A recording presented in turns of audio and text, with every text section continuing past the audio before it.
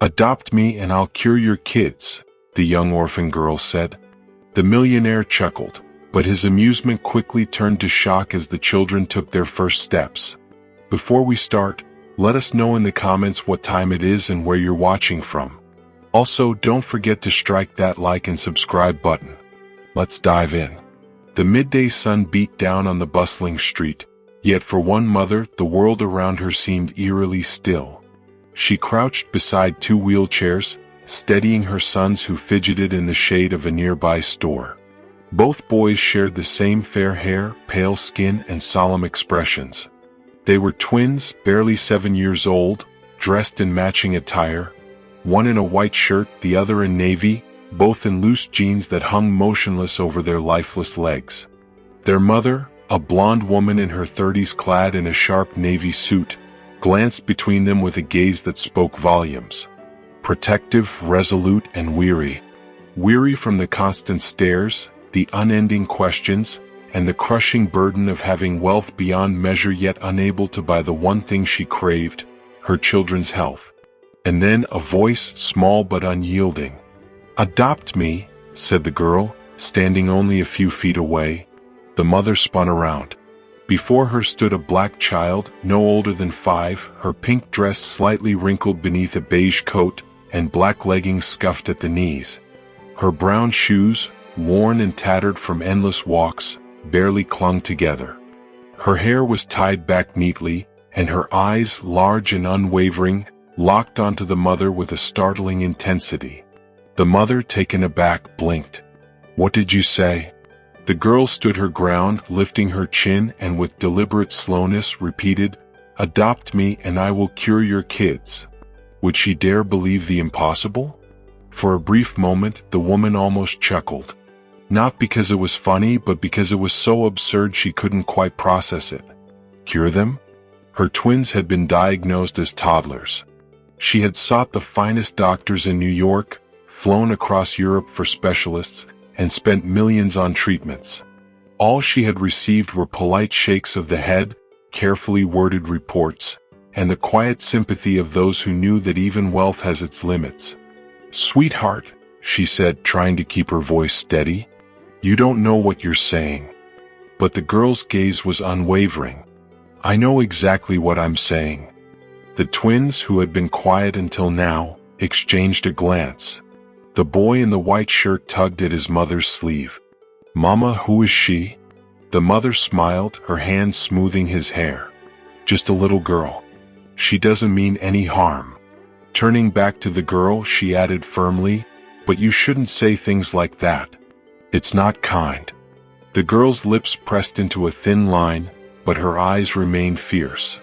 "I'm not being unkind. I'm telling the truth." The boy in navy leaned forward, his curiosity sparking. "What do you mean, cure us?" The woman's heart clenched.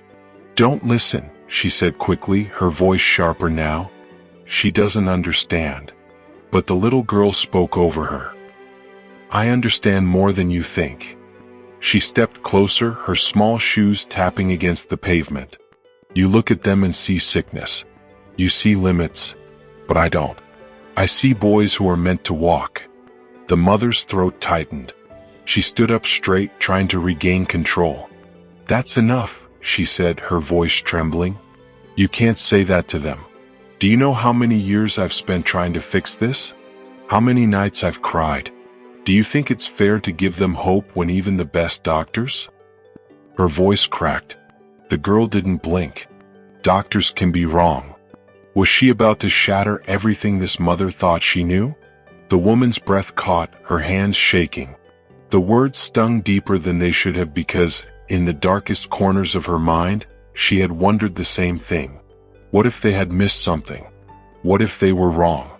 But hearing it from a stranger, a child with nothing, made it unbearable. "You're just a little girl," she said, almost pleading. "You don't understand the weight of promises like that." "I know what I feel," the girl answered quietly. Her gaze shifted to the twins. "If you take me home, if you give me a family, I'll make them better." The boy in white leaned closer to his brother. "Mama, what if she's telling the truth?" The woman's heart pounded. She looked at them, their fragile legs resting on the footrests, their small hands folded in their laps. They were children, deserving of security and answers, not reckless promises from a girl with nowhere to go. "And what if she's wrong?" she whispered, almost to herself. The girl stepped forward, her voice calm. "Then you lose nothing. But if I'm right, you gain everything." The mother's eyes stung. She wanted to dismiss the girl, to walk away, but she couldn't. Not with the twins' faces full of cautious hope, something she hadn't seen in years. The silence hung heavily, suffocating. She folded her arms, steadying herself, but inside, a storm raged, fear, anger, grief, and the faintest spark of hope. For the first time in years, she felt the ground beneath her shift. The words of a stranger, impossible as they seemed, had shaken her more than all the medical reports she had ever read. Could it be possible? The millionaire mother stood motionless on the sidewalk, the girl's words repeating in her mind, "Then you lose nothing. But if I'm right, you gain everything." The certainty in the child's voice weighed on her chest like a heavy stone. That night, sleep eluded her.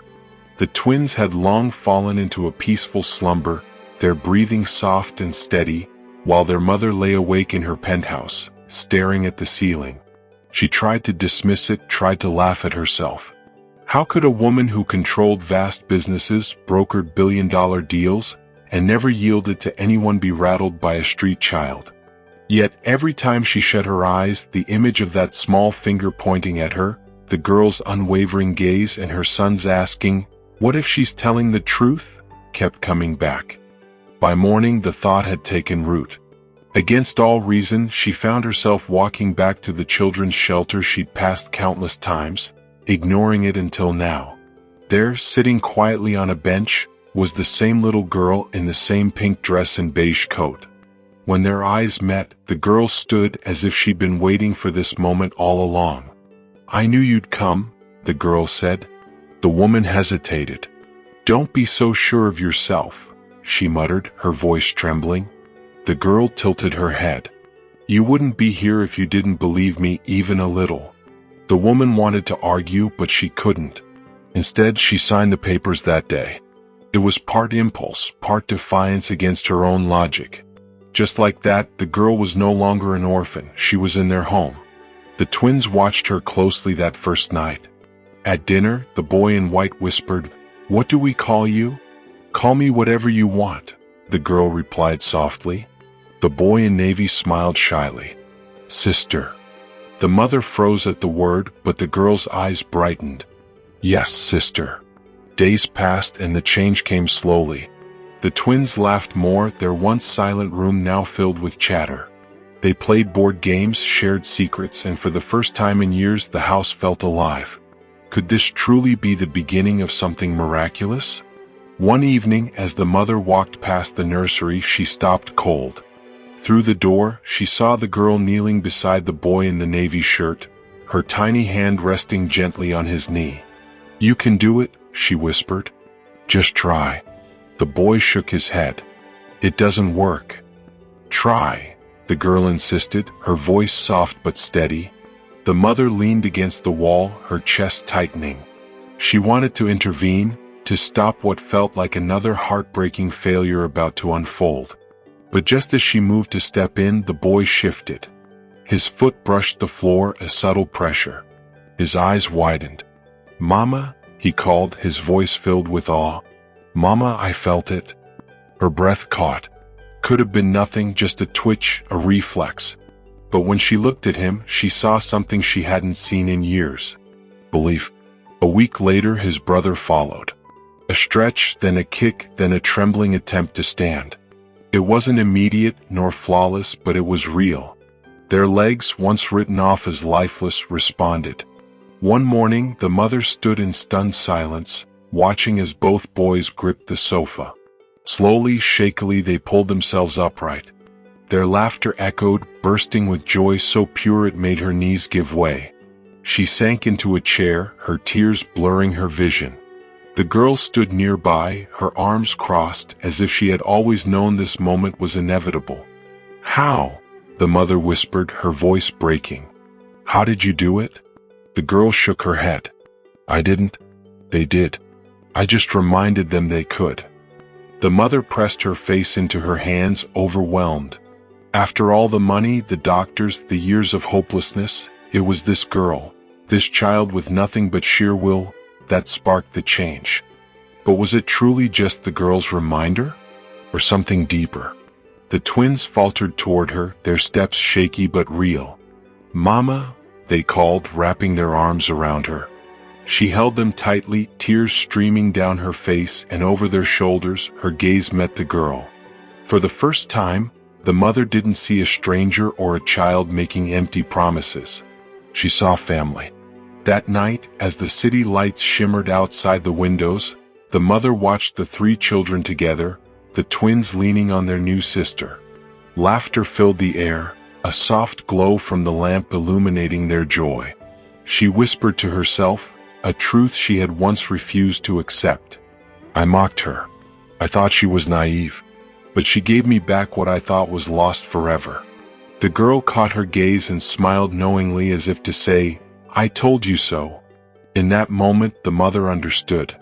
Miracles don't always come dressed in white coats or medical degrees. Sometimes they arrive in the form of a little girl in a pink dress, standing on a sidewalk, armed only with faith. What started as a wild claim had become the turning point of her life. The day a stranger promised the impossible and delivered it. But could this really be the end of the story? Or just the beginning?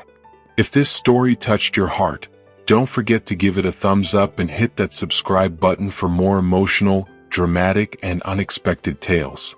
And we'd love to hear from you. Where are you watching from? Drop a comment below and share. Until next time, stay kind, stay curious, and keep watching.